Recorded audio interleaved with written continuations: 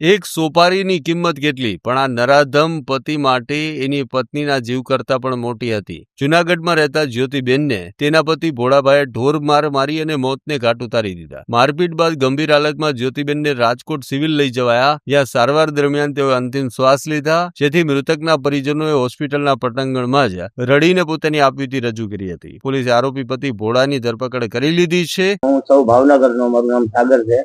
અમે 8-9 વર્ષથી રહી છીએ જુનાગઢમાં, સકરબાગ પાસે. અને અમારા દીકરી છે એ વ્યક્તિ ભગાડીને લઈ ગયેલો છે. ભગાડીને લઈ ગયો હતો તો અમારી દીકરીની ઈચ્છા હતી તો અમે રજામંદી દઈ દીધી કે પછી તું ભલે એનું જીવન જીવી ખાય. એટલે અમે આગળ કોઈ કાર્યવાહી કરી નહીં અને એ દીકરીને અહીંયા રહેવા દીધી કે ભલે એની રીતે રહેતી, કેમ કે દીકરી ત્યાં જવા માંગતી હતી એટલે અમે નહીં કહી દીધું. પછી આમાં એવું છે કે દીકરી અમારી બહુ ભોળી જ હતી, કોઈ દી અમુક બોલે નહીં, કોઈ જાતના લક્ષણ નહોતા દીકરીને, છોકરીને, અમારી બેનને.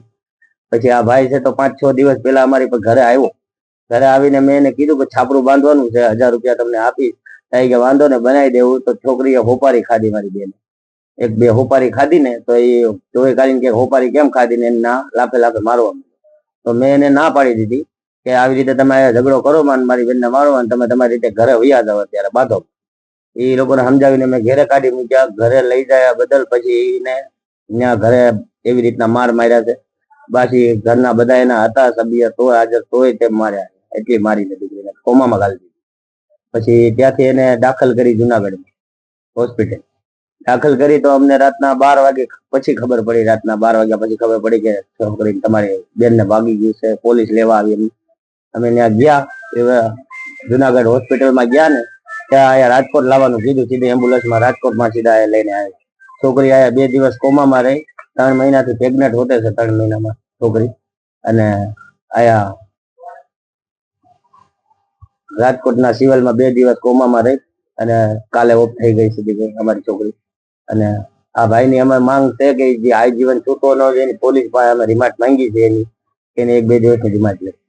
તમારી માંગણી છે? અમારી માંગણી એ છે કે એને આજીવનના જેલમાં એને છૂટવા નથી દેવો ને એની રિમાન્ડ પણ લેવી છે. મારનાર કોણ છે? એ જે ભોલો, એનું નામ ભોલો છે. ભોલાભાઈ જુનાગઢ ધરાનગરમાં રહે છે. ભોલાભાઈ ગોવિંદભાઈ સોલંકી એનું નામ. ગુસ્સામાં આવી પત્નીની હત્યા કરનારા પતિ વિશે તમારું શું કહેવું છે, કમેન્ટ કરીને જણાવો. હજુ સુધી તમે અમારી ચેનલને સબસ્ક્રાઇબ નથી કરી તો અત્યારે જ ન્યૂઝરૂમ ગુજરાતને સબસ્ક્રાઇબ કરો, ફેસબુક અને ઇન્સ્ટાગ્રામ પર ફોલો કરો.